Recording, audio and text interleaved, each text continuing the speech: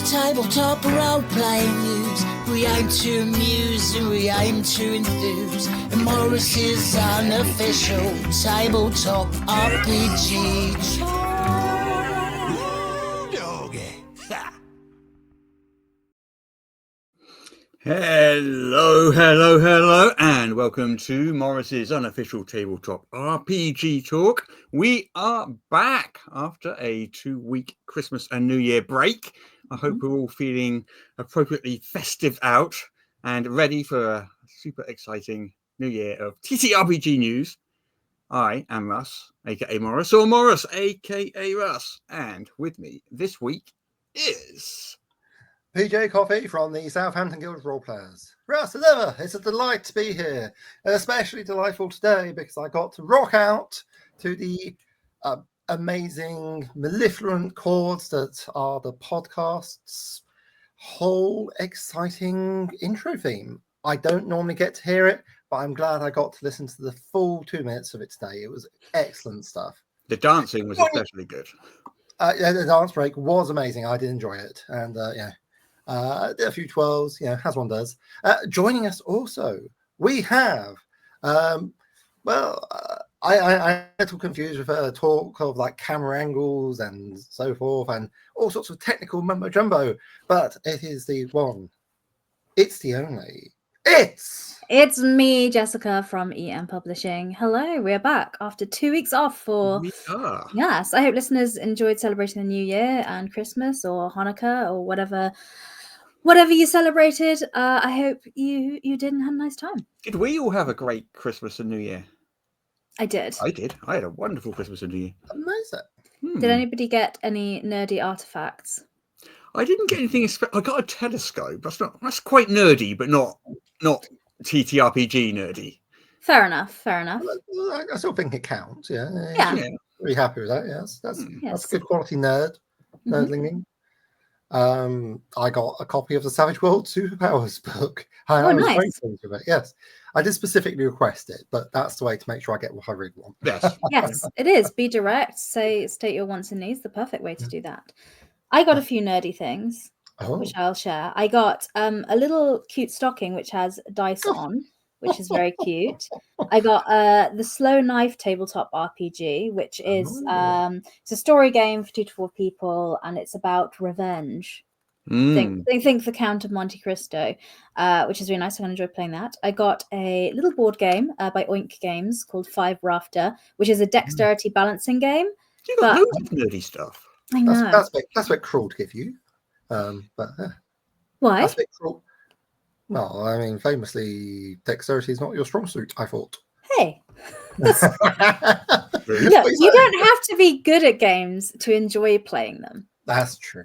And I do like a bit of nerdy cosplay, so I did also get this, which is a crown headband with antlers and deer fawn ears. Of course you did. Which, I'm going to wear at Fantasy Forest in the summer, where I'm going to be a fawn of some sort. It's just like adding to your collection of tiaras. It is, in a way, adding to my collection of tiaras, but this one has big, giant antlers on, so it also adds about a foot to my height, so maybe people will see me in a crowd. People will stop just walking into you. Yeah, exactly. So that's my hope when I go to Fantasy Forest later this year. Anyway. A complete bouquet of flowers on your head as well. And, of course, big fawn ears, which were something quite special indeed. So, Indeed. So I hope everyone else got some fun stuff or had some time off or just enjoyed. I also got socks as well, but I can't show them to you because I'm currently wearing them. Oh, what do they look like? And I don't really feel like doing acrobatics right now. Yeah, that's fair enough. Amusing though that would be for everyone involved.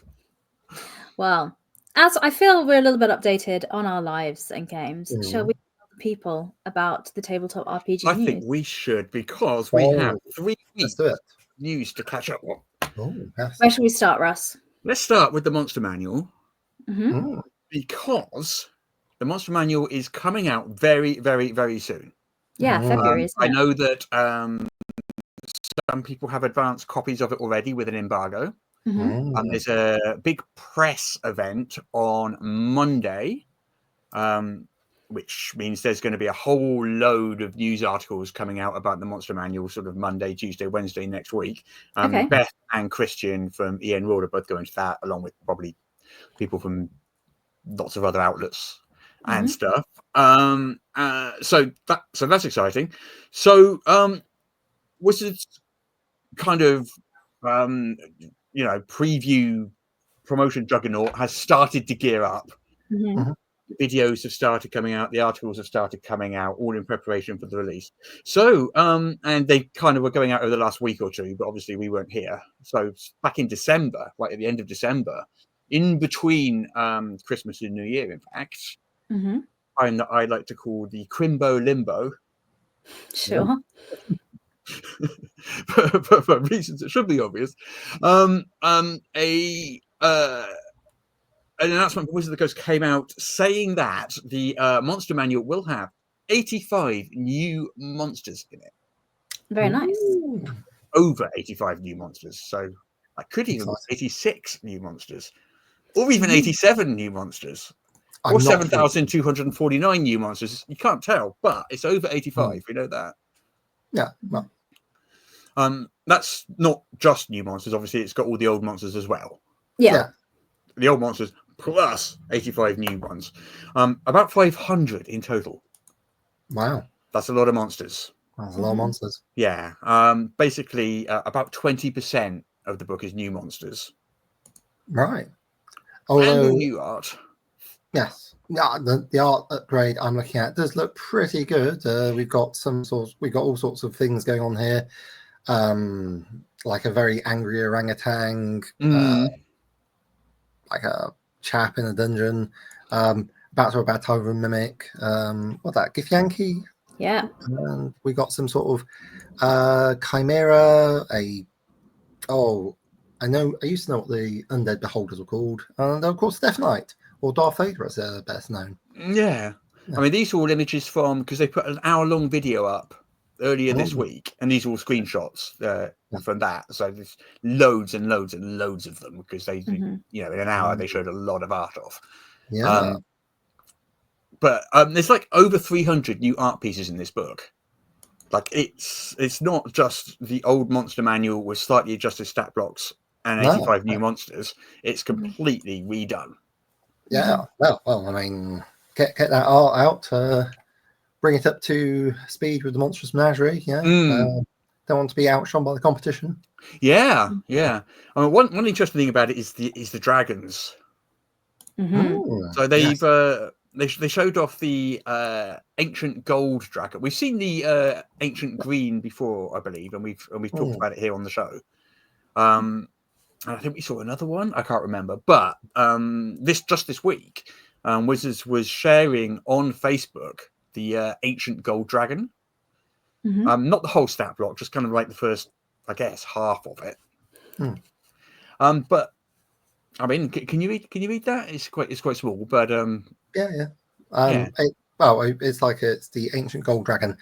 For listeners at home, what we're looking at is essentially sort of a Chinese style dragon, which is curled itself up and around to give us a glare out from the page, and there's lots of white highlighting as well. AC 22, 546 hit points.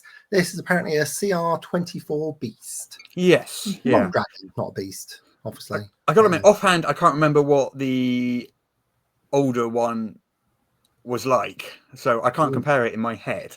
Do you offhand? I do not. No. Offhand stat block for an ancient gold dragon. No, we have failed as a podcast host. Yeah. We should quit now. Okay, end of the show. Well, it was a good run. But I mean, you can see the first half of the stat block basically as far as the actions. There's obviously another whole load of it on there, which we haven't seen yet. I mean, you can see the new stat block layout, which we've seen before, with initiative at the top, which is nice, as we've mentioned before. Yes, an idea which we stole for Monstrous Menagerie too. That does make sense. Absolutely. Yoink, and the new way they show the ability scores and saving throws, yes, which I still maintain is more useful, but isn't as attractive. but utility over visuals, I guess. Do you not think? You don't I find agree? it a bit harder to read, to be honest. Mm. But yeah. Okay, yeah. I mean, it's just what you're used to, really. Yeah. A lot of that is, things. But yeah, there's other little bits and pieces about the Monster Manual there. I mean, next week is going to explode. There's going to be we'll do a deeper dive next week. Galore. There's going to be tons and tons of it.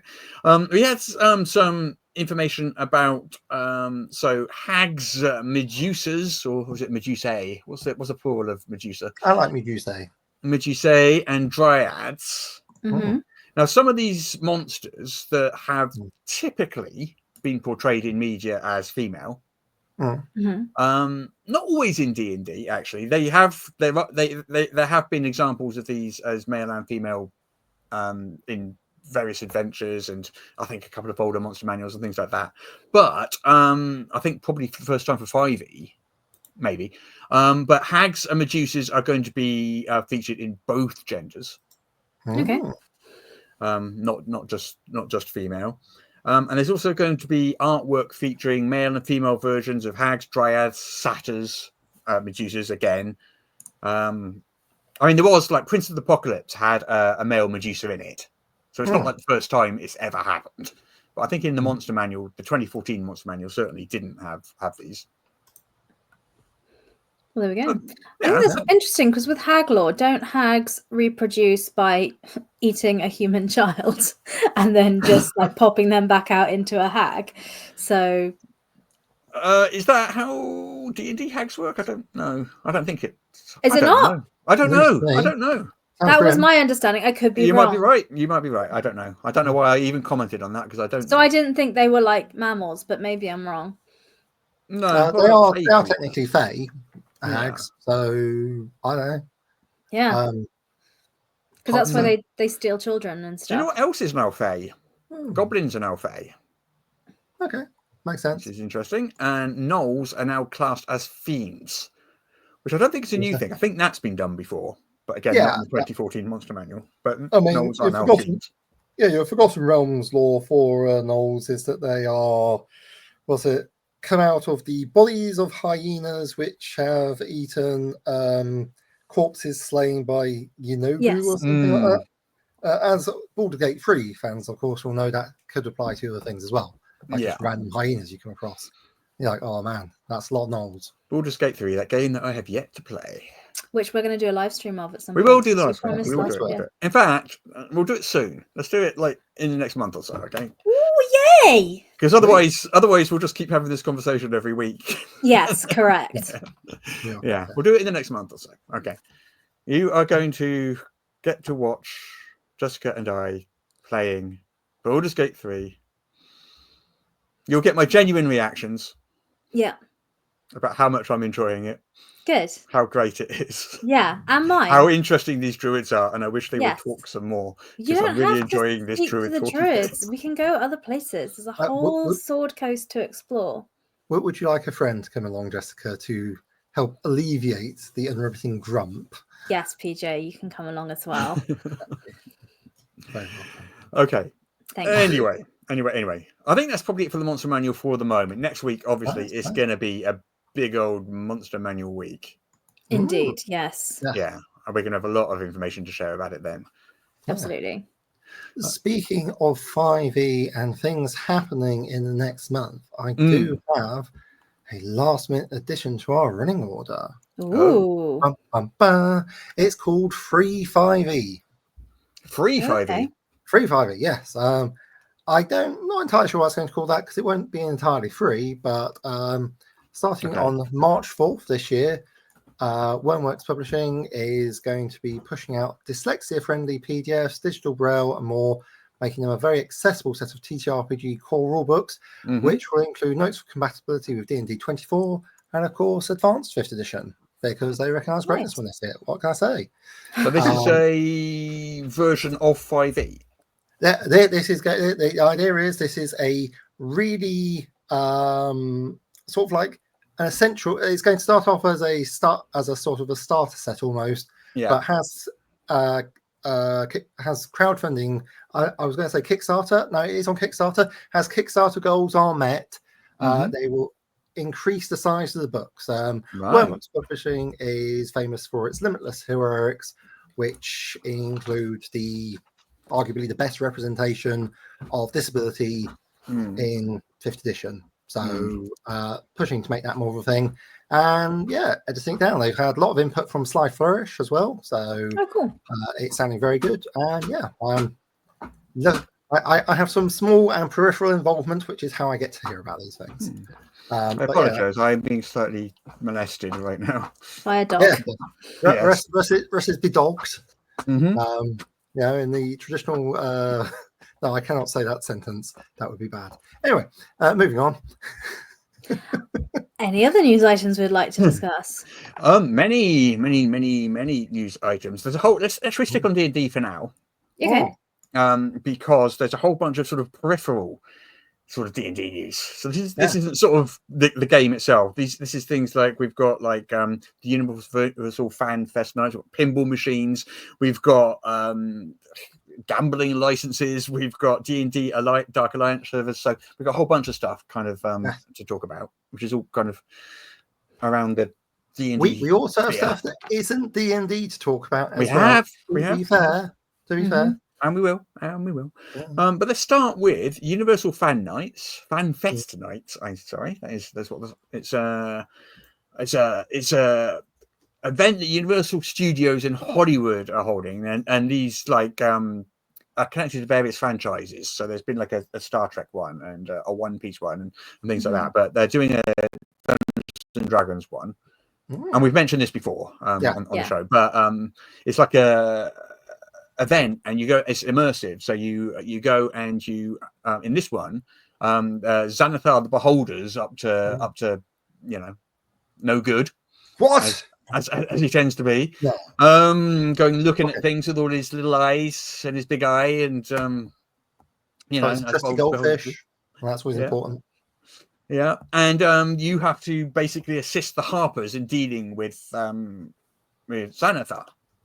Goodness, I'm not qualified, but I'll give it a go. Give it a go. I mean, like, you have to go to Canada or something, I think. That's quite far away from me. Yeah, but if you're in Canada, it might not be. Yeah. So it's going to be a big puppet. Is the Beholder? This is the news bit. It's going to be a giant puppet. That's a big one. Yeah. So at the moment, and Universal Studios is looking for a performer to play the Beholder. I'll do it. You'll do it. Well, might want to listen to the description first. Okay. You do have to. Right. So these are the requirements. The performer must be able to operate a push-pull articulated creature with both hands from a standing position and push and pull up to 30 pounds of suspended weight at a time for about 45 minutes. What's 30 7 times per night. What's about 30 pounds? Kilos. 15k-ish. I mean, it's not unbelievable, but it's a workout, especially if you're in a costume. For that amount of time, I think would be quite a lot. Seven times per night as well. Yeah, maybe I don't want to do that. My best lift is over 100 kilograms, but that's not sustained for a long period of time. So and that's not just your arms, is it? That's legs and body and everything. Well, I use my hands and arms to pick it up. Yes, they're involved. They are involved. I don't use my teeth or something like a dog, just like a chew toy. You don't balance it on your head, no. Yeah, I do. Just on the tip of my nose, right here. Like a seal. Yeah. No, but okay, I don't think I'll apply for that job. Also, I'm kind of busy here. We've got stuff going on this year, the end publishing, so I should probably stay here. Yeah. I have a dog intrusion yet again. Well, as we expect with this show. Yes, yeah. One of the rules of all of our things is that pets are welcome on screen. Absolutely. Yeah. Right. So anyway, so that's that one. There's also one that's a Star Trek, which is the Enterprise D bridge, which I would quite like to go to. Yeah. But again, it's in a different country, so it's not going to happen. Fair enough. Yeah, which is rude. But still. Anyway, what else we got? We've got a pinball machine for those people who like playing pinballs. Yeah, discuss. I've never really seen the attraction of pinball myself. I've tried a pinball like once or twice and just kind of, it's not for me, I don't think. But I know that pinball is very popular. Game, isn't it? Yeah. There's pinball wizards out there. People like them. Ooh. So there's a pinball machine called Dungeons and Dragons: The Tyrant's Eye. It costs $7,000. Wow. Gosh. Okay. Yeah, I mean, we don't know much else about it. They put a little sort of like teaser video up. But there's no image of it. But there's no image of the actual thing. Yeah, yeah. But the CES electronics show in LA is going on. I think is it now? It's going on this week. I think. Yeah, probably. I'm not sure when. Not an event in my diary, so I couldn't tell you. No, fair. Yeah. But it's likely that it will be shown off there, I expect, or at least announced or something. Yes. Fair enough. For those who are fans of wizards and pinball and are truly pinball wizards. Excellent. Exactly. Yeah, I guess it'll be dragony themed, so that'll be quite fun. Yeah. I expect so. Yeah. What else we got? D&D Dark Alliance. We'll just whip through these quite quickly because they are kind of periphery stuff. But D&D, the video game. Oh yeah, we covered this last week, didn't we? Oh no, not last week before. We weren't here last week. We were. No, well, last time we spoke. I thought last year, you mean? Yes. Last year, did we? Yeah. Oh, let's cover it again very quickly then. Well, yeah, because it's just shutting down in February, isn't it? Yeah. So they're going to stop selling it because it was underperforming. People didn't like it very much. I never tried it. I don't know, but I haven't played it either. In fairness, I was waiting for the reviews to improve. Turns out that's not going to happen. Yeah. Well, that's happening. We got the gambling license, which exploded a little bit. Wow, that's made a lot of people very unhappy, and rightly so. In a game that is, whilst it's been a long time since I've been a child, this is still a game that is marketed pretty heavily to children. Yeah. So what's happened here? I've missed this story. It's slot machines, basically. Slot machines. So you can like go and play like Star Wars slot machines and all these different sort of like IP slot machines. Sure. There's no casino or somewhere. There's no D&D ones as well. Basically, that's what it is. And people are unhappy with this because they feel that it's encouraging children to gamble. Yeah. I guess so, yeah. Okay. I mean, these slot machines aren't usually in places where children can just wander around. That was my only thought. Like, surely they'll be in casinos and in places which are for adults. I mean, gambling and these sort of pokies, they get around a lot. You know, it's like in pubs as well. You know? I mean, here we're very used to seeing them in pubs. Like most pubs will have a slot machine or two in them. It's a very common thing over here. I don't know. I assume not so in America because they've got much stricter gambling laws, I think. Well, they've been relaxing those as well. And sports betting, esports betting, it's getting to very serious levels. There's a lot of gambling going on. And when you have such a thing on such a scale, it can become a problem. So I mean, these IP themed slot machine things aren't a new thing. No. I think was it White Wolf back in '95 or something? '98. Probably. I don't know. Them. It's been a long time. I don't know. I don't really have many strong opinions about this, to be honest. But I think that's maybe because I don't really gamble. I'm not really involved in that world. I'm a bit ignorant to. I've never used a slot machine, and it's not that I particularly object to their existence. It's just that I look at them. And I think I have literally no idea how that thing works. It is very confusing to me. Yeah, I think it's meant to be. I think you just push some buttons, some noise happens, and then some things spin, and then something goes or something, or I don't know.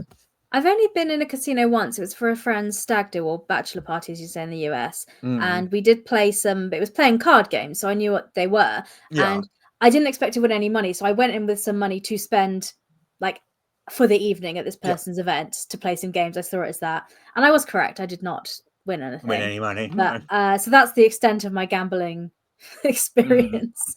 So we just played some poker and some blackjack, and that was it. But I will say that what they are saying they're doing at Games Global is they're going to create an immersive high engagement slot experience, and to me that says things like maybe you'll be doing like a little story as you go along, and at certain points you'll have to be pressing buttons to see if you can successfully move on to the next bit, which is very much like a paid game of D&D, except in a paid game of D&D, it's probably going to cost you less money because you won't have to pay per dice roll. This has that. That's a business model. Wow. Let's look look at at microtransactions. Yeah. I mean, I don't know. Obviously, I've only got the same information you do, but that is what it implies, and I infer from it. Yeah, fair enough. Yeah. Yeah. Microtransactions. Do you want advantage on this roll? £1. Yeah. Yeah. I think that's probably most of the D&D news. Yeah. Yeah. The only thing is non-D&D stuff. Well, the only other D&D news was, I don't know if we want to talk about it, but the mainstream news learnt that. Oh yes. Yeah. So yeah. So do you want to cover that? Well, it's just not even news, really. It's news about news. It's kind of slow. Okay, so we've known for what, a year or more that D&D was changing race to species in terminology. Maybe 2 years. We've known that for ages, so it's not news to us. It's old news. But suddenly, in the last couple of weeks, mainstream news suddenly caught wind of it. And there's that article from the Financial Times cap. Well, something like half a dozen, like 8 or 9 different mainstream news outlets: The Guardian, The Times, I think like the New York Times did as well, and just a whole load of them, loads of them. Daily Mail even got in on it, and all just suddenly started posting about this one topic. Well, this one topic that's not news because it's over a year old. Yeah, I think there is some nuance there. Like, as I say, the Financial Times one in particular caught my eye because I was reading it, expecting to not agree with it, expecting it to be a terrible take. But I'm like, actually, you know what? This guy clearly does actually know role-playing games, does actually know Dungeons and Dragons.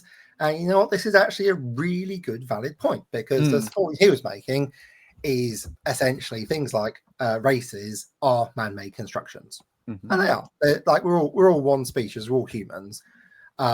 So having this concept in D&D when we're technically referring to species, it doesn't really fly. It's not a great idea because it's like confusing different concepts.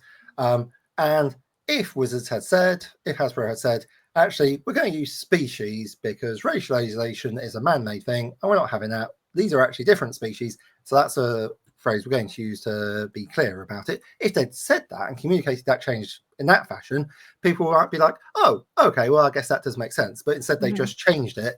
It's unclear to people. People are complaining about it, ranging from the far-right chuds who live on X.com all the way over to more regular people who just don't understand really the difference, which, to be fair, I don't see why they should have to understand the difference, because it's not something that comes up for them very often.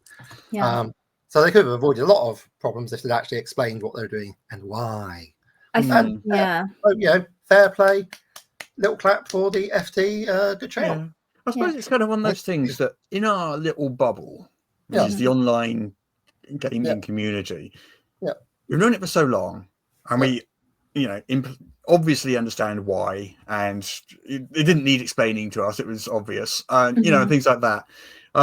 It's hard to sort of like get outside that bubble and see what people from the outside looking in see these things as. I imagine a lot of articles were linking it to like a culture war. Oh, look at this woke nonsense angle. Because I bet there's some articles that did that as well, which is just, it feels a bit clickbaity for that. Because anytime you put something in woke and outrage about something, you'll get lots of people clicking through. So it's just interesting that it exploded just now, just because nothing happened to like cause that. There's nothing. There's no announcement. There was nothing new coming out in the last few weeks that would have. I think if they were going to do it, it would have been back when the Player's Handbook came out, surely. Well, maybe it's because the Monsters Manual's coming out, so all 3 books will be out officially. Maybe. So maybe they're doing more press releases to mainstream press because the whole collection's out.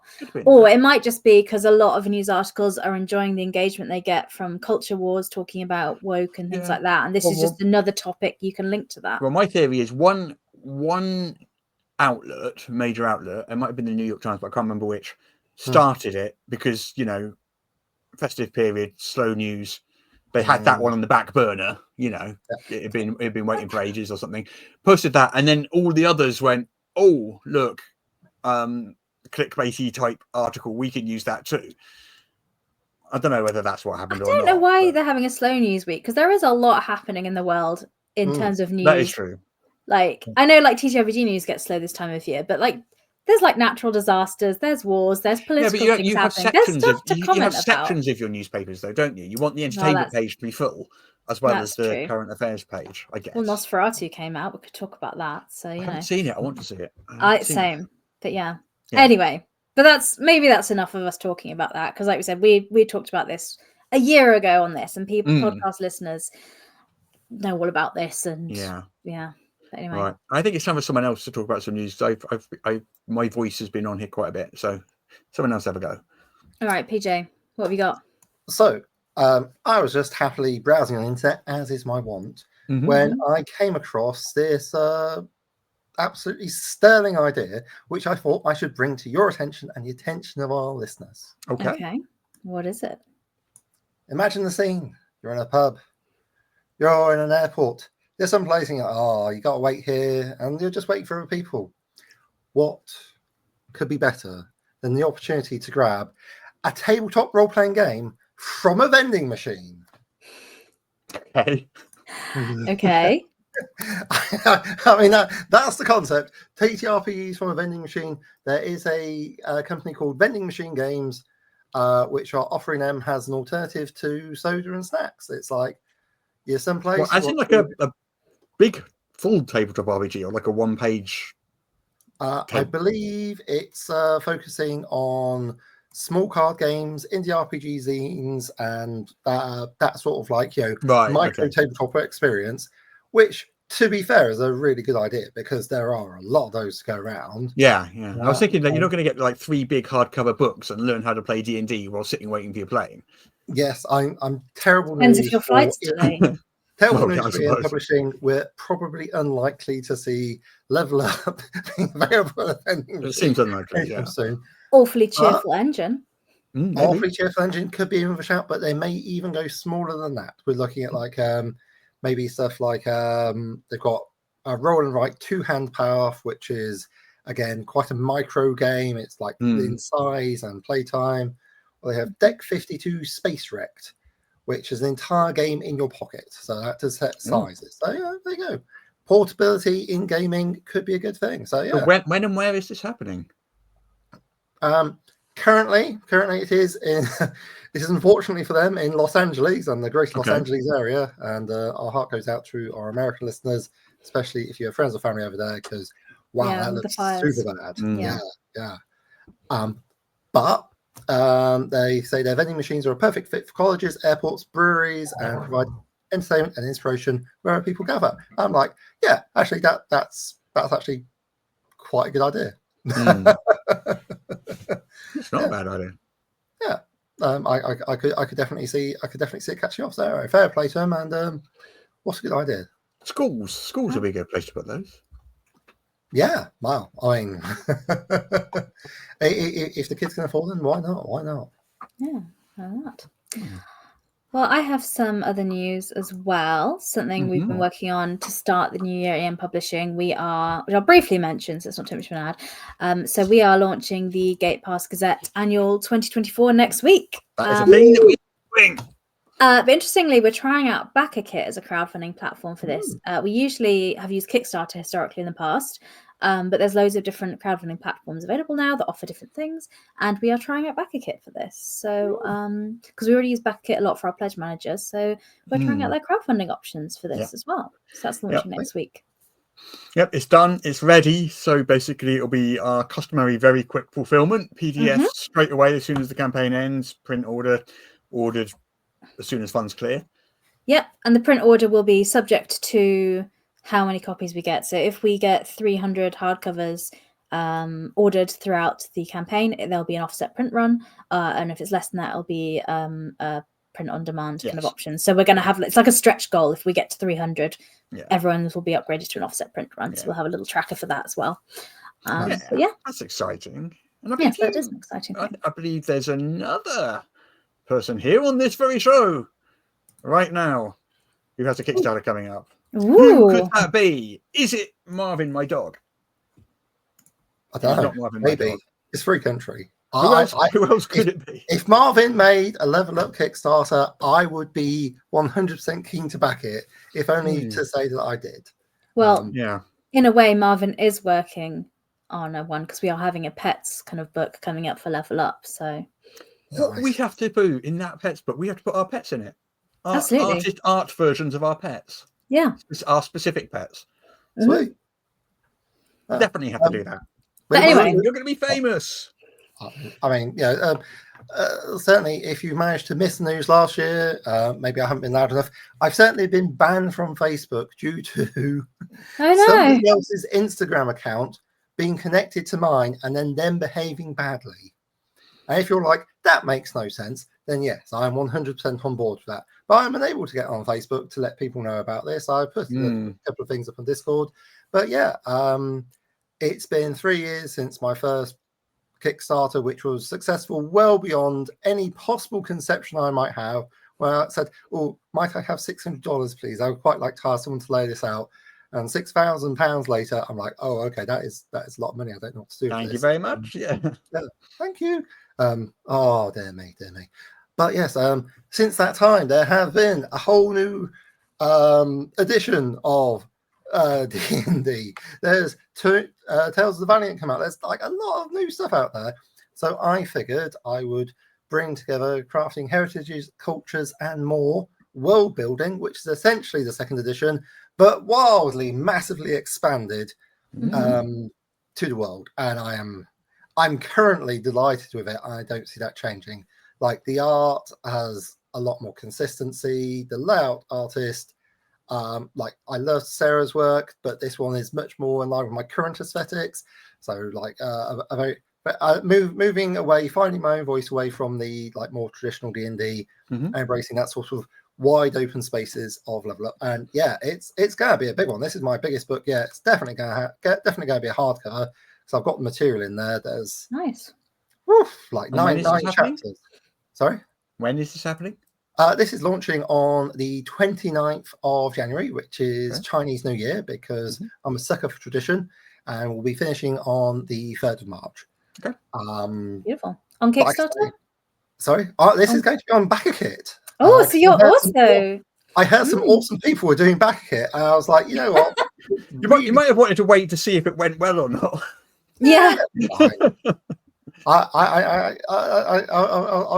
get people excited about your one, and then hopefully, there'll be like a synergy of audiences. But yeah, like I say, BackerKit has been amazing. They've sent out lots of emails for me, and I'm like, you know what? Why not just consolidate? Give it a try. Yeah, why not? Why not? Yeah, why not? I'm very excited about it. I'm also looking forward to getting the stretch goals for the Elysians out before the 29th of January, and that should be coming out soon as well. So that will be that finally put to bed, which I'll be very glad of. I'm sure my backers will be glad to have their final little bits of pre-gen characters as well, which I'll be releasing for free on DriveThruRPG so that people can enjoy. There's a lot of my work for free on DriveThruRPG. You should enjoy it. And if you say, oh, that's not bad, remember the layout is mine, and there's therefore not that great. The layout for the new stuff is really good, and I'm just so delighted with it. And some of the art I've been able to get on, Jessica, I have little mice doing adventurous things. Ooh. Yes, indeed.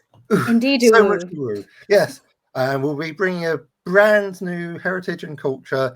The Muranitos who are of the Squeakle folk culture will be the Squeakle folk. The Squeakle folk. The Squeakle folk. I got like a lot of pictures of cute mice doing adventuring things. People are like, oh, it's like Mouse Room. I'm like, yeah, sure, why not? And they're like mice with little backpacks and stuff, and little mice doing Indiana Jones stuff.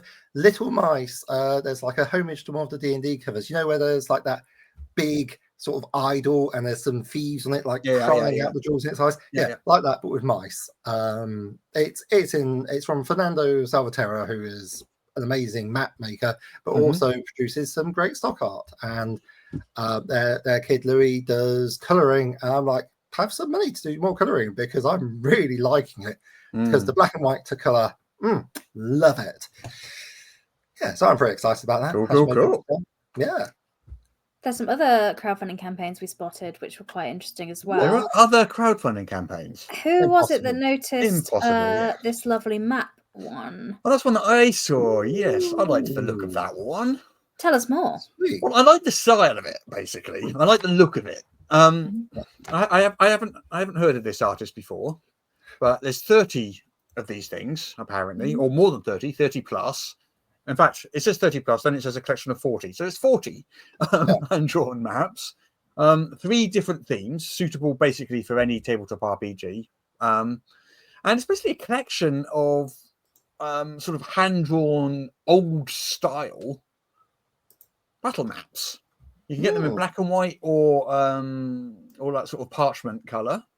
They each come in 2 different versions. You can have them with or without objects on them. And you get the collection of them. It's from someone called TPK Compass. New to me, but Great name. the full collection you get just for €5. That is, you can get the full collection in black and white. €7 the full collection in papyrus. Is it papyrus or papyrus? Papyrus. Yeah. Like the font. Yeah. I mean, these are digital. They're for use on VTTs and things like that. Yeah. And they've got like caves. They've got 3 basic categories. They've got caves, temples and castles, and a category called a blend of both. Nice. Wow. And they got 60. Oh, they got another. Oh, okay. You can, as add-ons, you can also get the first and second collections. Yeah, they've done that before. 84. Yeah. Wow. Yeah. So there's lots of add-ons. This is their third Kickstarter. Nice. Nice. Yeah, I like the look of those. I mean, these are like wow, €25 for the lot. That's about 21 quid. That's wow. Yeah. Really good for a loaded collection of really nicely made maps. Yeah. Good spot. And that style always appeals to me. I've got the nostalgia, I suppose, for it, but it does appeal to me. Well, I mean, Dyson Logos does like a lot of these, so lots and lots. No, pretty cool. So yeah, worth looking at. Yeah. And okay. On the subject of crowdfunding as well, we also have We Dig Giant Robots. who saw this one? That was me. All right, tell us, Russ. Why do you dig giant robots? You know, it's for one shots. It's We Dig Giant Robot. Sorry, I'm being molested again by this dog. Marvin, I do appreciate your desire to be included on this podcast, and we do always welcome pets. But I am talking right now. We're trying to talk right now. Would you be so kind as to bugger off? He says, no, I will not. I will remain trying to climb on you and get your attention. Yeah. Well, anyway, so We Dig Giant Robots is a rocking mecha one-shot RPG. So it's designed for one-shots, quick little games. This is the first Kickstarter from Kay Arroyo. Yes, Kamala Arroyo, as it says on the front of the page. Yeah. In tiny writing. Wolf Light. I'm sorry. I am very much being... beset. Be dog. We're so professional here. Come on, that's enough, Marvin. That's enough. Okay. Go and find Hudson and play with Hudson. So action, comedy, rock and roll, big cars, giant mecha, that sort of thing. Yeah. And it does look fun, basically. It does look fun. Yeah. Interesting. It says it's using, Mike Pondsmith's Teenagers from Outer Space and Ryo Kamara's Made RPG. That's not a combo I thought I'd see, but there we go. Yeah. This looks fun. And like we do, this was apparently already written, play tested, and laid out. So the digital release will go out super quick. Wow. Nice. Which I always appreciate. It's always impressive when people do that. So. Yes. Yeah. Nice. Love it. Yeah. Well, I have a little bit of Pathfinder news. Pathfinder. So if you're seeking the path, I can show you the way. So it is a cover reveal. Well, it's not Pathfinder technically. It is Starfinder. So the Starfinder cover's out, and it's pretty.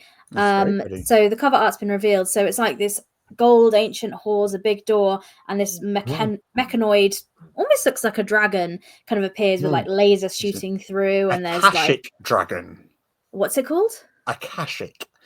Oh. AKA SHIC. I don't know what that means. I'm not familiar with it, but I do know that it's called an Akashic dragon. Well, basically, for us, it's a big purple dragon with a laser for a head. Yes. What could go wrong? Which mad scientist made that? Nothing could go wrong here. No. This is like Jurassic Park all over again, but with science. Well, that was science. But anyway, the point is, I think the cover looks nice, and it does look nice. I think it looks gorgeous. As a TTRPG supporter. Yeah. But yes, the Starfinder Second Edition is coming out, and what's nice is the idea is that it can be similar. They're bringing it in line with Pathfinder Second Edition, so you could remash, which I think is a really nice take as well. Yeah. So. It's going to be interesting to see how it comes out, because there's been a lot of big play tests recently, public play tests of Starfinder Second Edition, and presumably all of that's being fed into Paizo's, giant machine, which is crunching away with all its gears and cogs, and it's going to spit out the final version of Starfinder Second Edition, because that is how tabletop RPGs are made. I'll pick this up. I hope I get a chance to play it at some point, but I'll pick this up. Nice. Well, there's another book you could pick up as well whilst we're on the Starfinder Pathfinder discussion. So there is a new Pathfinder book coming out, which is a new Lost Omens book, and a remastered version of the Treasure Vault as well. So I don't know the covers for those, but I have some cool The Treasure Vault, is that what a book of magic items and stuff, is it? Sounds like it from the name. I'm not. Yes, it's the new version. The one was originally published in 2023.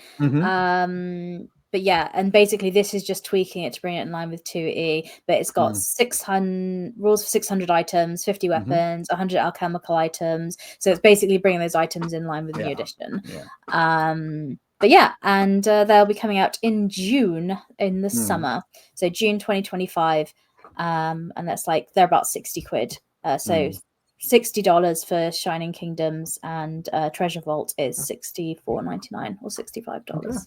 So that's coming out as well. Do you think I should just give up and just let Marvin take my place on the podcast? Yes. That seems to be what's happening here. Does he have any news to share with us? Do you have any news to share? Apparently treats are good, and he deserves more. And your face is delicious. Apparently so. Well, I would. Sorry, PJ. Oh, I was just wondering if anyone would like to know what the very first game released in 2025 was. I think the people would like to know. I know what it is because you have shared with me in advance. I don't know. So I will not speculate. This is going to be news to me. Come on then. What is it? Oh, released by Ben of Peripheral Games in New Zealand, which is why he's ahead of the game, so to speak. Yes, we haven't heard from the Kiribati Islands, but we think he might have pipped them at the post. Okay. The game is about, it's a psychic detective mystery game. There's been a petite burglar committing grand larceny and much civic irresponsibility. Ooh. According to the regional constabulary, we're looking for a skilled criminal and a scrupulous spiritual medium. They're nondescript, less than 5 feet tall, and disguised. Where they are is unknown. So we can say safely that there's a small medium at large. Ha! It is a bit of a joking game, but it does look quite fun. It's a duet game. One player is the small medium at large, and the other is the unclear voyant, who's attempting to cut off their escape. The what, sorry? The unclear voyant. It's like a clairvoyant, but less clear. Yes, you have caught the drum roll nature of this product. Okay.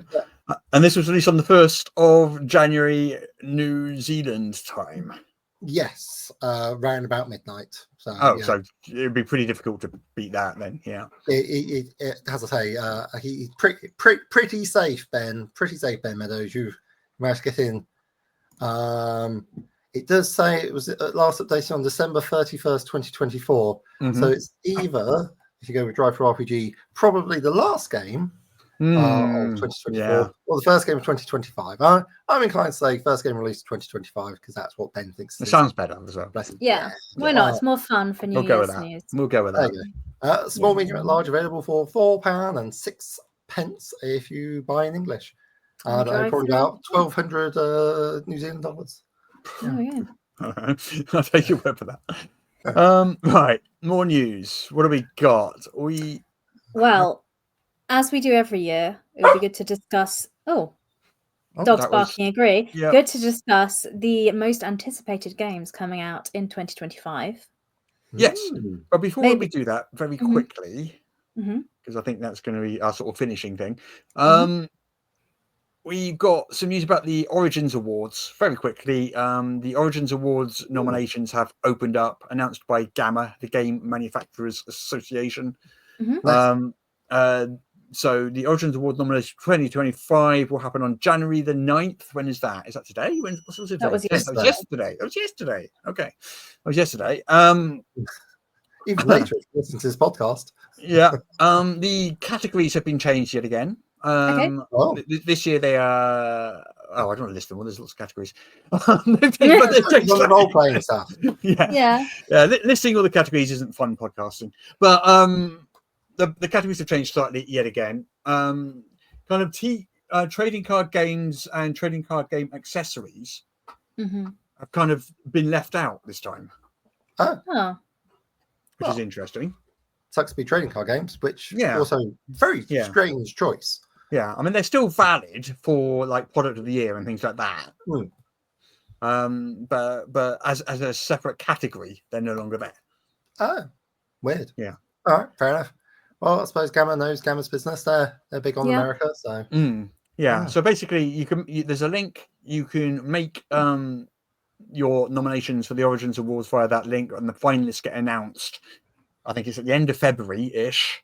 And then, of course, the winners are announced at Origins Game Fair in the summer. Yeah.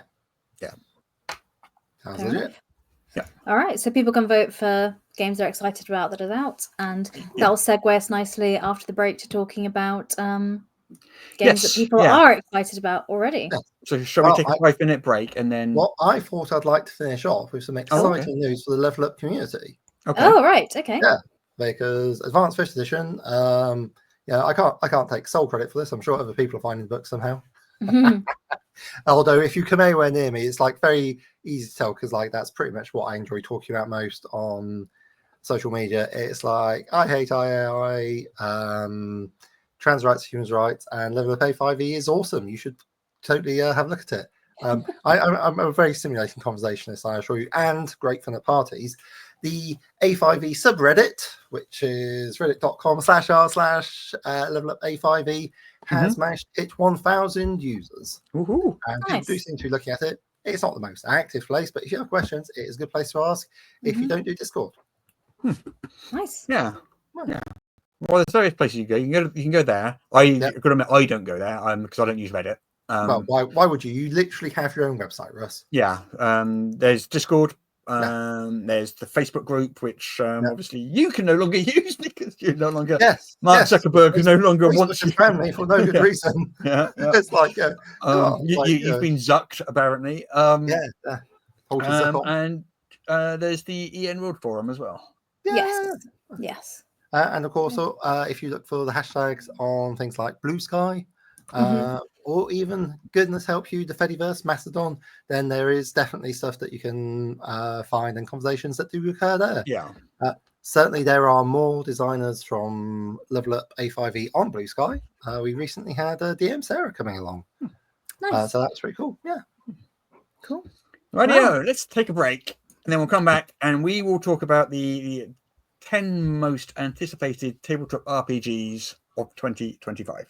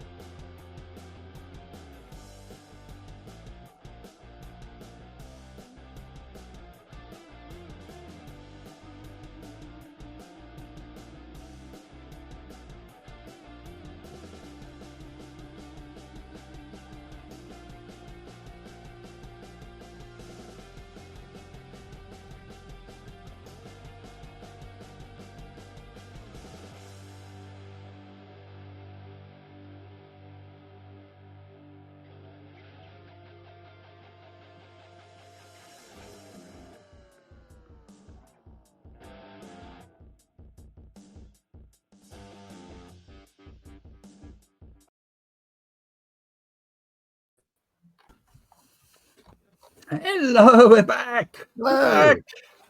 We are. It's rearranged our legs, interestingly. Really sorry.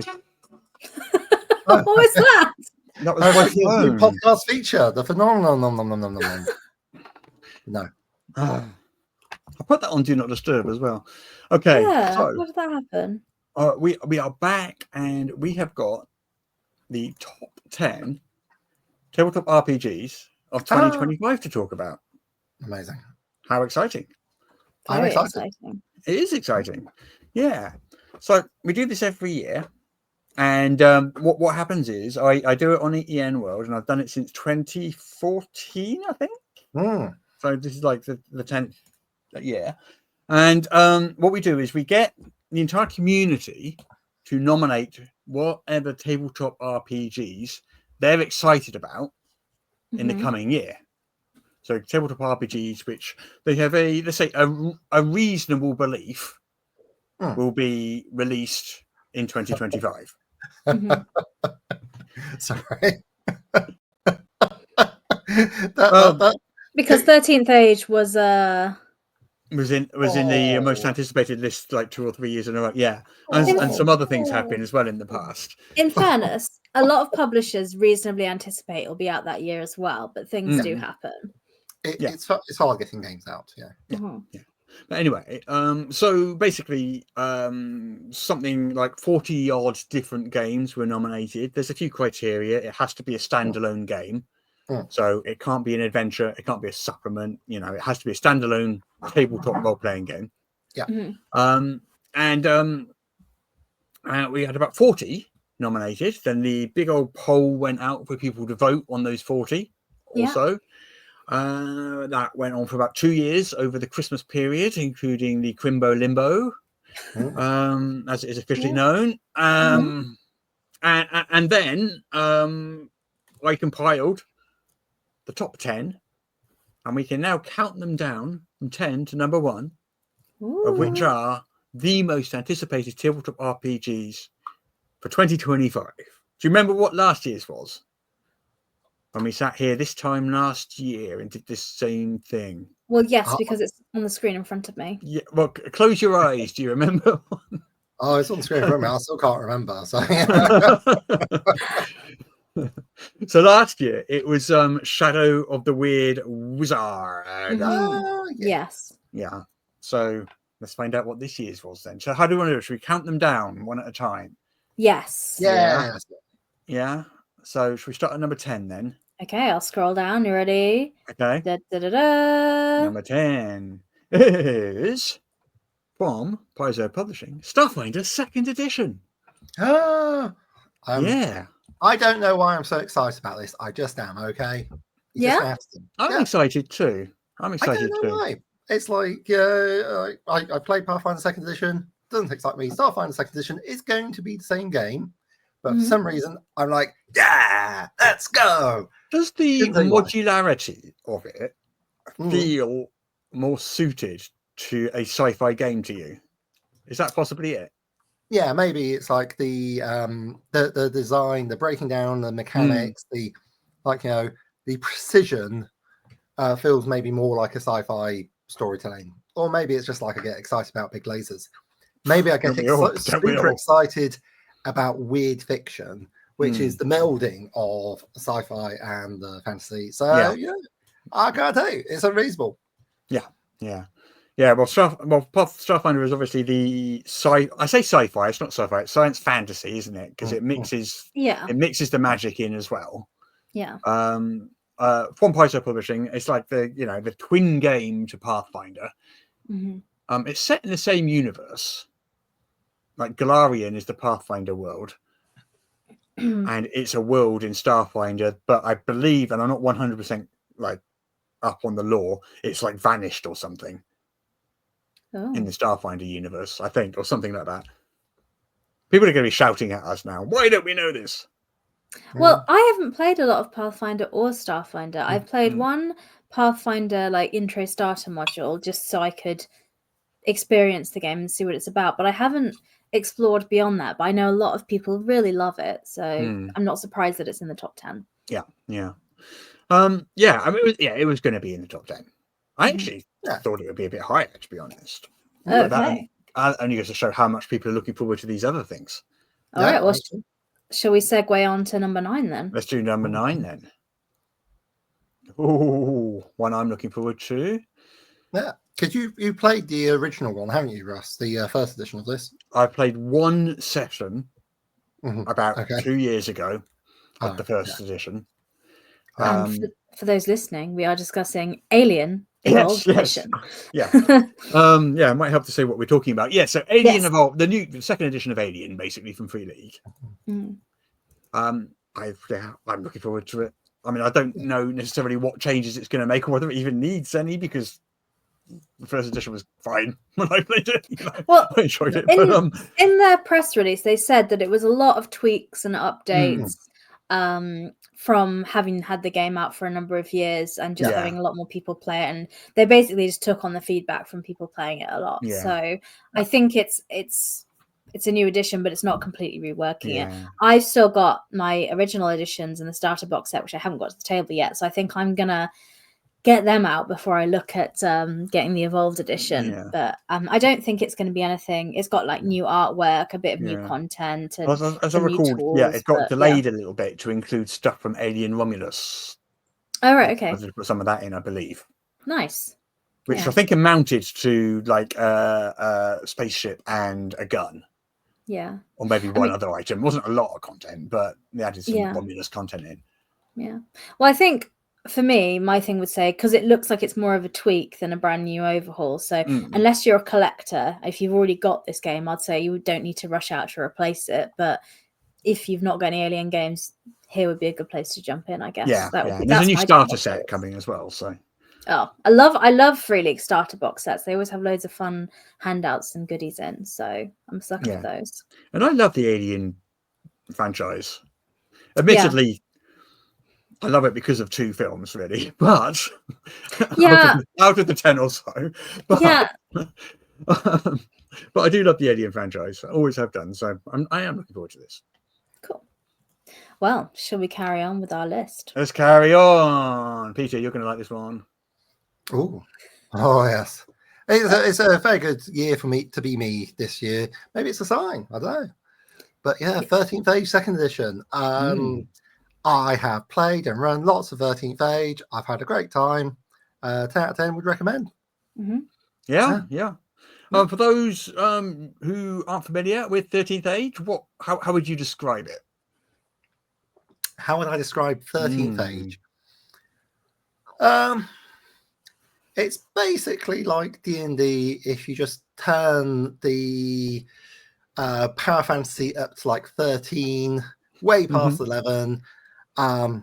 Very simple, easy to play, very improv heavy, an anti-canonical setting in that the description of the world has between 8 and 13 different options for each location, which can all be true or all not true, even though some of them are like, seem mutually exclusive. It's a lot of fun to play and run.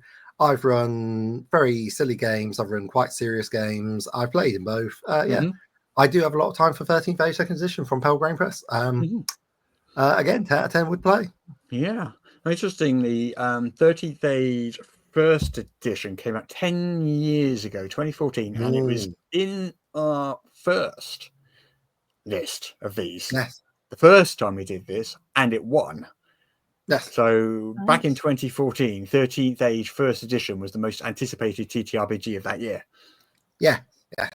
And in fairness, the second edition came third in the poll in 2024 and 2023, I believe. So yeah.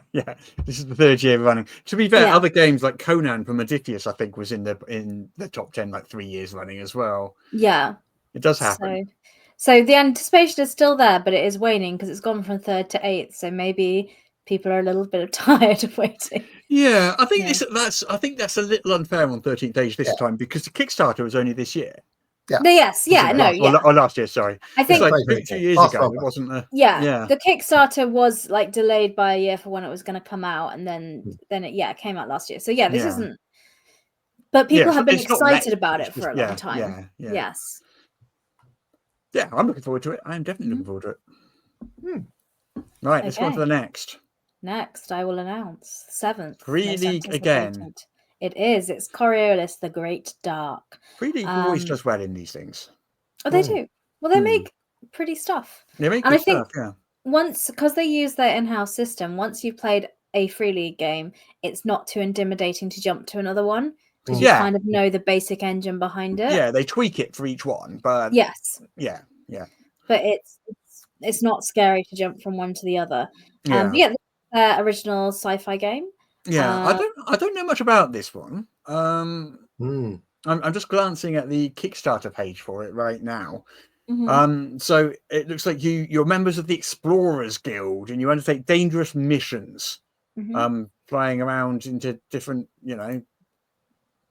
places in the sci-fi future. There's a metropolis called Ship City. I'm literally reading this off the Kickstarter page. I'm not familiar with the setting at all, but I have heard of it. I have one of the books. It looks very pretty. I've not played it. It does feel like a space Indiana Jones, but moody and dark. Yeah. That's how I will. You do get a dark. Yeah. So it's very, the universe is cold, dark, and unforgiving, and not a safe place. That's very this much. is basically second edition, isn't it? They're not calling it second edition, but I think this is basically second edition. Yeah. So this is the Great Dark. Yeah. So it's like a new. Yeah. But I think a lot of games have done new editions and things like that to just set up their, making sure they're in line with stuff post OGL. So yeah. I don't think Coriolis is affected by that though. That's no, but a lot of people no, not because they had to, but a lot of people have been doing revamps and stuff like that now to tidy up rules and things like that. And and I think the trend these days is to not say edition. Oh, okay. Yeah, I know. I like an edition. I like editions too. Yeah. Sorry, I scrolled down and gave away the 6th place for those. Oh no! The surprise is ruined. Okay, so shall we let the cat out of the bag then, Ross? Yeah, go Who's on. In 6th place? 6th place is Dolmenwood. So this is set in the British Isles.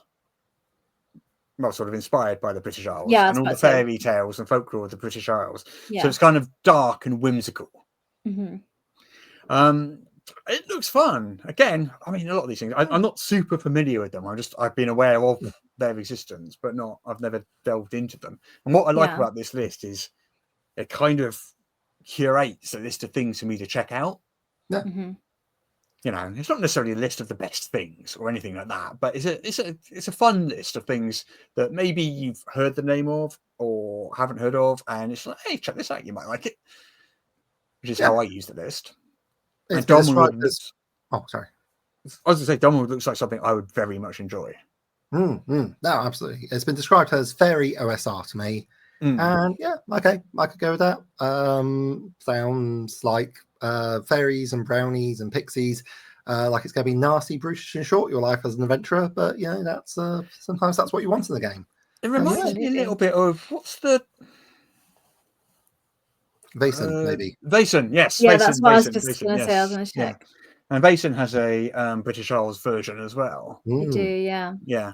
I mean, British folklore I really love because it's very dark and the general vibe is the Fae are terrible. Don't interact with them. It's not safe. They will do awful, awful things to you. And it's not because they're evil or mean. They just have a different perspective on morality. So they're just doing things. But to you, it will be awful. Don't get involved with the Fae. Yeah. Don't put welcome on your mat outside the front of your door. Don't invite them in. Don't make promises. Don't accept food. Don't, it's all very... If you have a welcome mat and it says welcome, is a vampire allowed in your house? Yeah, it could do. Is that how it works? That could be a loophole, which is why I'm not having... Or any message that could potentially be that. They'll look for loopholes. Right. Yeah. You need to be careful. That's why the latest in top quality door signs say no circulars, no hawkers, and no vampires. No, of course they do, yeah. No. Why wouldn't they? Yeah. But vampires usually come in through the window anyway, don't they? And most of the Dracula films I've seen, he turns up at someone's bedroom window. Yeah, rude. Yeah. Of course, we do know when a door is not a door, they can also come through. because you know when a door is not a door when it's ajar. Yeah. Okay, so let's look at number 5 I on just the wanted to list. quickly on Dormanwood, actually. I was just going to say, yeah. I was just looking at the list of characters you can play. Oh, yeah. This looks fun. Yeah. So you can be a proud goat-headed Breggle. You could be a starry-eyed elf, step straight from the fairy. You could be a tricksome Grimalkin cat fairy. A worldly or hapless human. Yeah. I'd like fungus-riddled mossling. Nice. Or a capricious bat-faced woodgrue. I think I'd like to be the bat or the clueless human. Yes. Yeah. So you can be basically a goat, a cat, a human, a fungus, or a bat. Well, what else could you possibly want to be, in fact? I guess, yeah. There's even an elf in there as well. So, yeah. That pretty much does come. Yeah. Fair That's enough, the exhaustive list of things you can be. Yes. Yeah. Love it. I can't argue with that. Yeah. Anyway, next on the list. Oh, one I played, one I voted for. I'm a little surprised to see this, to be fair, because I thought you'd actually already played it, Russ. So surely it's out already, or it's not. It's not out already. All I played was the demo on the Kickstarter. And of course, we are discussing Terry Pratchett's Discworld and Adventures in Ankh-Morpork RPG by Medusas. But yeah, I had fun playing that. I played it. It's basically there was a free PDF starter adventure / starter kit rules thing on the Kickstarter. It was about 30 or 40 pages or something with adventure and rules synopsis and some pre-gen characters, which is what I played. But yeah, it's set in Ankh-Morpork, which is the big city in Discworld. It's sort of, how would you describe it? It's parody / whimsical kind of surrealism, comedy, satire, set in a fantasy world, basically, by the late great Terry Pratchett. I enjoyed the game I played of it. I ran it immensely. It's very rules light. I mean, rules light almost to be non-existent, but it was fun. It was fun. I felt it captured the feel of Discworld reasonably well. I didn't feel like I was sitting there like in an audition trying to be as funny as Terry Pratchett when I was running it, which is the main concern I would have going into something like this. Wow, that'd be that would be an uphill struggle. Yeah. But what you find is the game itself and the adventures provide you with that material. I think as a player, I'd want to be the straight man in that comedy routine, because I guess the setting and the situation is ridiculous and comical. Well, that's the thing. None of the characters in Terry Pratchett think they're comedy characters, do they? No, not at all. They're all played as straight men. Well, that is the key to good RPG humor. The characters take themselves seriously. They're not laughing at themselves. Yeah, but the adventures will provide you with the ridiculous situations. Yeah, I believe it's verging on farce. Possibly. Yeah, exactly. Yeah. So yeah, looking forward to that. And it looks gorgeous as well. It's like the pictures of the books and things. It looks absolutely lovely. I think it's going to be a bit of a coffee table book as well. So people that collect Terry Pratchett things will be interested in having it for. I think so too. Even if not to run it as a game, but just as a beautiful Pratchett. I think like Avatar was. Yes. For a lot of people. Aspect of that. Yeah. Absolutely. Okay, next. Coming in fourth place, we have Draw Steel, the MCDM RPG. So this is Matt Colville's game. Yes. Matt Colville's game company, who they did like $4.5 million on Kickstarter for this. Yes. That's a lot of money. Yeah. I mean, it's what, the third biggest, is it? I would guess. So Cosmere would have been number 1. Avatar number 2, Draw Steel number 3. I'm guessing it's the third biggest. What about Gloomhaven? If we're counting that, fourth biggest. Okay, fourth biggest. Yeah, definitely in the top 5. Yeah, definitely in the top 5. It's without doubt in the top 10.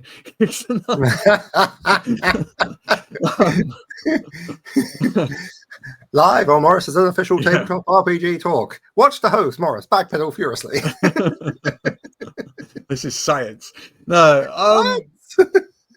Well, yeah, massive Kickstarter. They've got massive playtests, public playtests going on.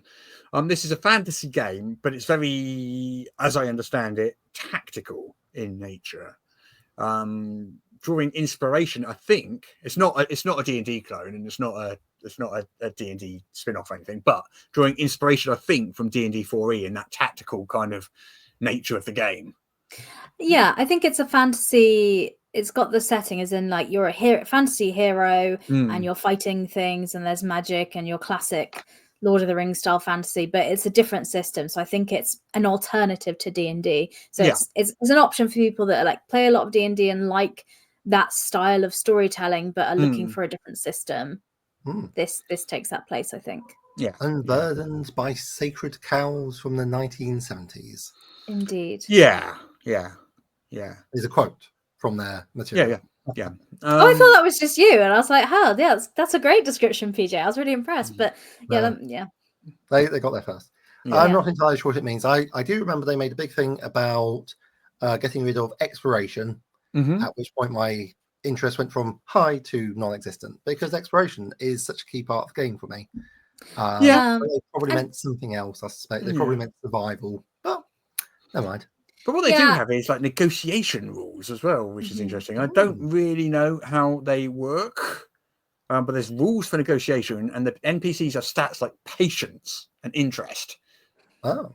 So I don't know how that works exactly, but I guess they're kind of like maybe hit points or something. Like they run out of patience or they run out of interest in what you're talking about. I guess depending on your roles or something. I'm making that up. Don't assume that's what it is just because I said it. No. I mean, it's not. It seems like an educated guess. But yeah, social hit points. Okay. For some people, amazing. I am intrigued to see it. I definitely will get a PDF and read through because I think it's something interesting, and I want to see what they're bringing to the RPG space for sure. Yeah. And the MCDM stuff always looks gorgeous as well. They spend a lot of money. Yes. I mean, they make a lot of money on their Kickstarters, but they pay people a lot. And they pay people well, They get really great art, and it all looks lovely. I think it's got a really nice community of people around it as well, and that's why it did so well in this poll, because there's a whole community of people that really enjoy their stuff and enjoy what their company stands for and what they do. So it's really nice to see them doing well. Yeah, Matt Colville's got a big sort of YouTube following. Yeah. And things like that. Yeah. Okay. Right, let's move on. We're now in the top 3. Who would like to reveal who's in third place? Go on, you do this one. You do this one. You haven't done one yet, I don't think. I think I have, because you two keep forgetting to say the name of it before going into the description. That's true. Shall I say then Daggerheart by Darrington Press? There we go. Yes. Okay. Yes. Yeah. This is from the people who I believe did Critical Role. It's their game shooting studio. Yes. And there's a role-playing game. Party, Shape Your World. Yeah. So this is coming out in the spring. Yes. There's been lots of public play tests and things of this one as well. So it's people pretty much know what it is. And there is lots of demos of it at Gen Con, I believe, last year. This is the one they have the 2 D12s and the Hope and the Fear die, I believe. Is it Hope and Despair or Hope and Fear? Hope and Fear. I think you're right, actually. Was it? Or something? I can't remember. D12s, D12s, yes, I believe. So this is their big old fantasy. I mean, people keep calling it a D&D killer. It's not going to be a D&D killer. It's going to be an alternative to D&D, but it's not. But I think what people mean by that is a lot of people that watch Critical Role came into that and attached themselves to D&D, and this might be a really good opportunity for them to try something new, because Critical Role will guide them in. So I think it will introduce a different game to a lot of people that primarily play D&D. Yeah, that'll be interesting. And that's kind of like an introduction to the world, the wider world of RPGs. And I think that's only a good thing, because a varied TTRPG diet is a healthy diet. Yes, and my dogs think that also. Yes. How many different books have they eaten this week? No, but it is true. Like, even if there's games, there's one shots of games that I've played one time, and I'm like, oh, this isn't necessarily for me. But there's some aspect or element of that I can take into another game, either as a GM or as a player. Yeah. Anyway. Absolutely, absolutely, yeah. And this is going to do really, really well. It really is. It's going to be big. I'm excited to see it. Yeah. I liked Candela Obscura, and I know that's a different game, but it's from the same publisher. Yes. So yeah. Okay. So that's Daggerheart from Critical Role, Darrington Press. And in second place. Next is the big one. I'm pleased. It is the Cosmere role-playing game. It is the biggest Kickstarter ever in TTRPGs. Ever. How much was it again? Oh, I can't remember now. It was... It's like 10 million 14. or something. No, it's like 13 or 14 or something. It was out, yeah. It shot past, because Avatar was about 10, and it shot past Avatar. Wow. Well, congratulations to them. So, so based on the Brandon Sanderson novels, it's an original system. Yeah, I don't know what there more is there to say about it, because we covered it when it was coming out. Yeah. I haven't read the books or anything, but you have, haven't you, Peter? I haven't read all of the books. I have read the first book of the series where they drink and partake in heavy metals in order to unlock their superpowers, and I've read the first one of the Stormlight Archives. Right. There we go. But there we go. So a lot of people are very excited for this, I think, because they're fans of the book, and there's a crossover. And I think there's a lot of collector's edition pretty things that, again, go into that coffee table. If you're a fan of the setting and the books, you might pick it up for that reason as well. Yeah. So no surprise to me. Big. No surprise to me this is in the top 10 with the number of backers it had in the crowdfunding campaign. Although it's interesting, because Avatar did really, really well. But if you really heard it mentioned since... Well, we mentioned it when we ever have... Seem to have... Well, it's they decided to take the opportunity to run it under Powered by the Apocalypse. In a similar fashion to, say, Masks.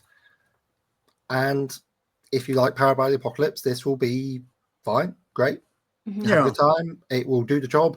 The books themselves, really nicely laid out, very pretty. Yeah. Lots of foil covers, like great artwork. Yeah. Even quite interesting. But it's like it doesn't seem to have entered the zeitgeist in a way that I thought it would, given the size of the Kickstarter. Yeah, but I think what PJ is saying, because it's Powered by the Apocalypse, we've seen that style of game before. Yeah. And it's not...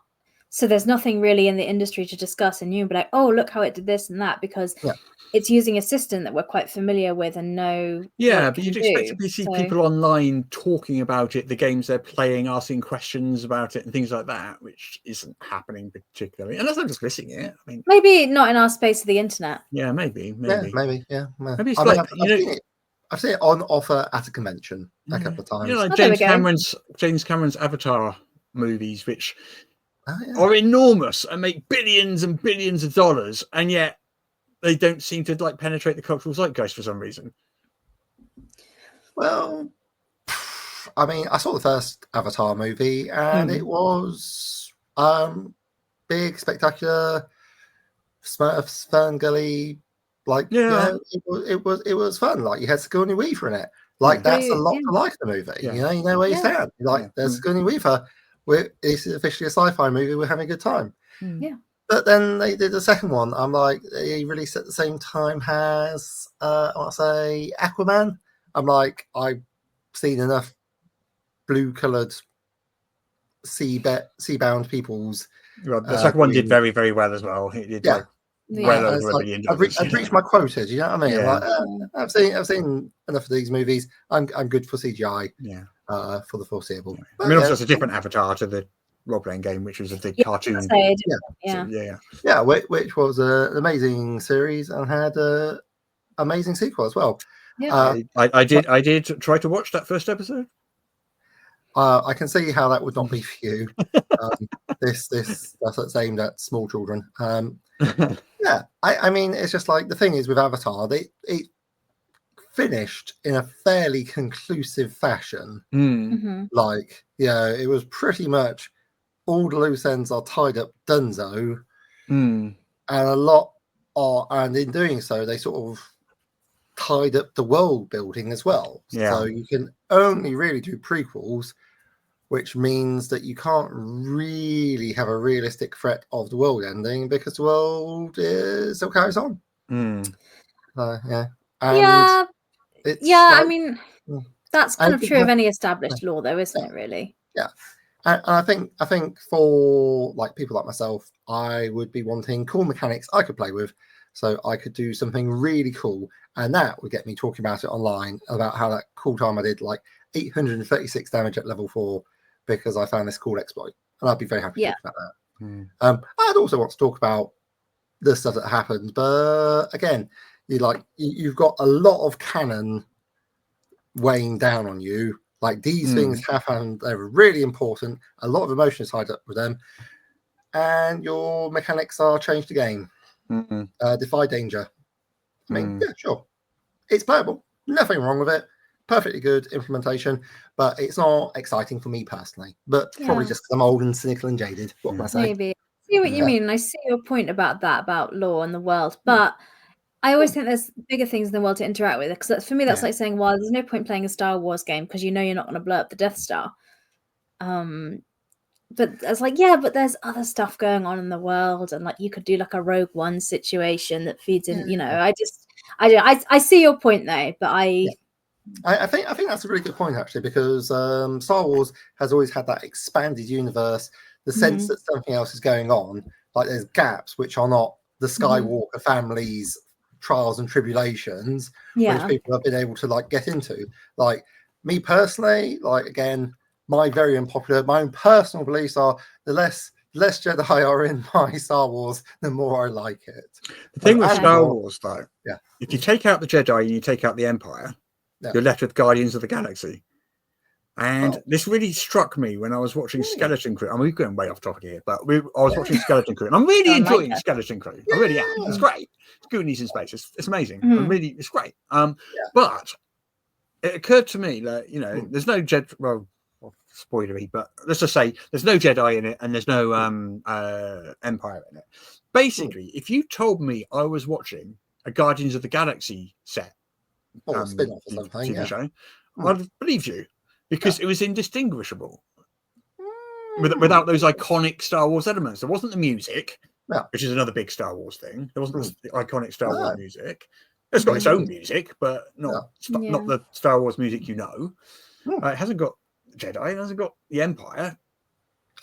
So basically, it felt like Guardians of the Galaxy, and that's not a criticism. I'm just saying those are the things that to me make something less generic and more Star Wars specifically.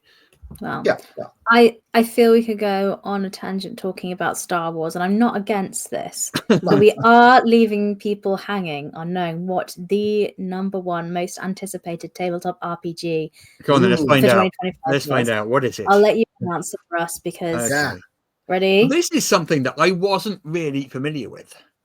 Legend of the Mist, or Legend in the Mist, even. It did really, really well, partly because it just had a very, very recent Kickstarter, so people are excited about it now. That's one of these things with these lists, is that the timing, if you've got a big Kickstarter going on at the time, people are going to be excited about it, at that moment. This is, I'm going to describe it as a rustic fantasy tabletop RPG based on the acclaimed City of Mist. Again, I am not personally familiar with it. It's from Son of Oak Studios. I mean, it looks great. If you like Lord of the Rings, The Wheel of Time, Princess Mononoke, is that how you say that? Mononoke, and things like that. That's the kind of inspirations for it. It looks gorgeous. It's got, it did very, very well on Kickstarter. Made nearly $1 million on Kickstarter. It looks great. I mean, we talked earlier about Powered by the Apocalypse, which might lead some people to think that I don't like Powered by the Apocalypse, which, largely true.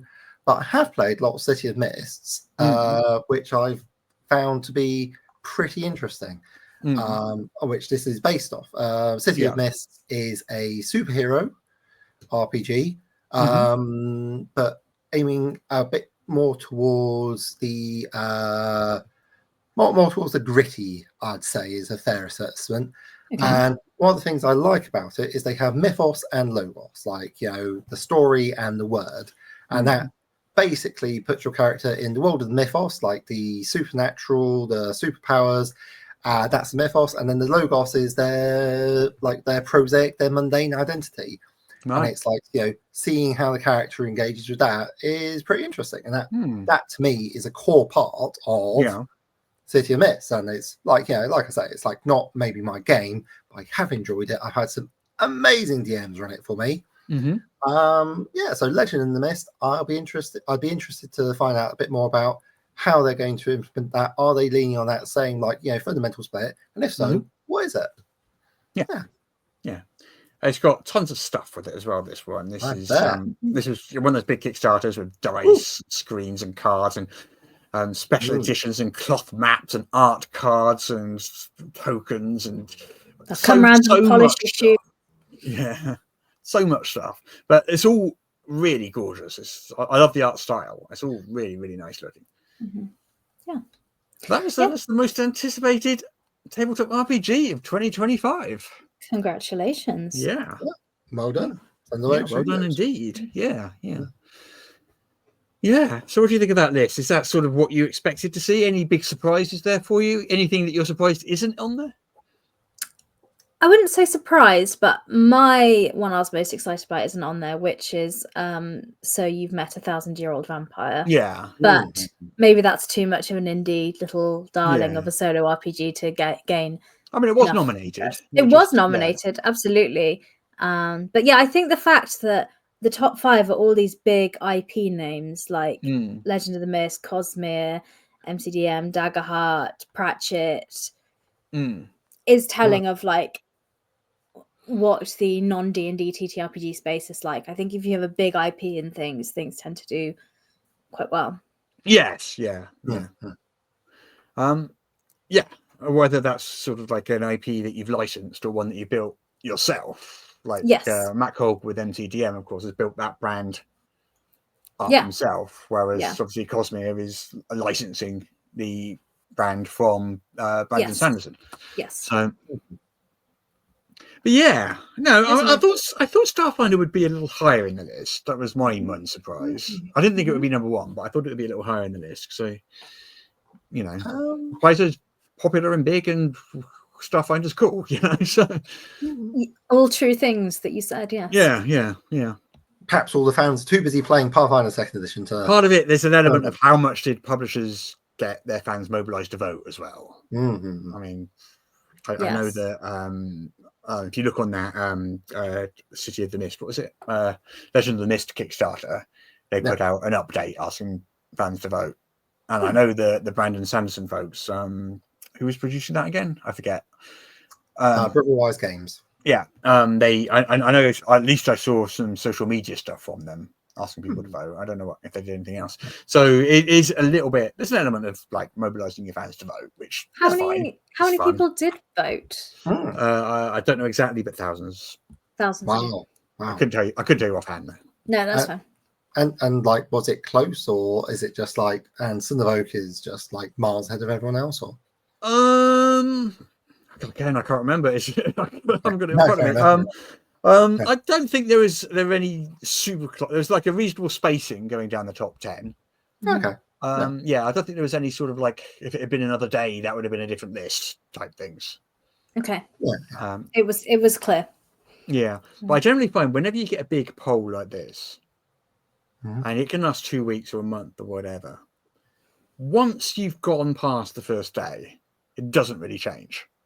Like the numbers go up, but the numbers all go up proportionally the same amount. And that I tend to find, it's like with Kickstarters, you can predict how it's going to do from its first day. And these things just don't really change. So a lot of these things, you could just do a 1 day poll. And to be honest, if you did a 30-day poll, you get pretty much the same results, just with bigger numbers.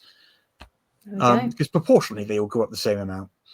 So anyway, it's a thing that I've observed over the years. Well, there we go. It shows why representative samples work, though. Because you see it in live action. You literally watch as sort of 500 people vote, and then once 10,000 people have voted, the percentages are still about the same. And you see, you can really see why you don't need the 10,000 people, because 500 is a perfectly good representative sample and won't give you a different result. And it's kind of unintuitive, but that is how marketing research works, isn't it? A whole industry is based on that. I guess, yeah. Going way off topic here. Yeah. I'm getting very boring as well. To bring us back on topic as well, as we're nearing the end of our time recording. Yeah. So this was the first podcast back in 2025, and we've now established what we are all excited about in 2025. So, yes. Well, I do reserve the right to be excited about other things as well. Yeah. I'm excited about my new car. I'm very excited about that. I've been driving my new car around. It's been so much fun. I have some exciting art that I would love to show you. You're going to love it. It's going to be amazing.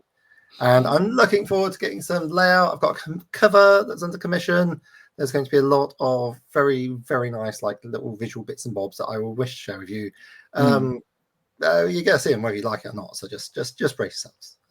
Fair enough. Meta can't stop you. They can try.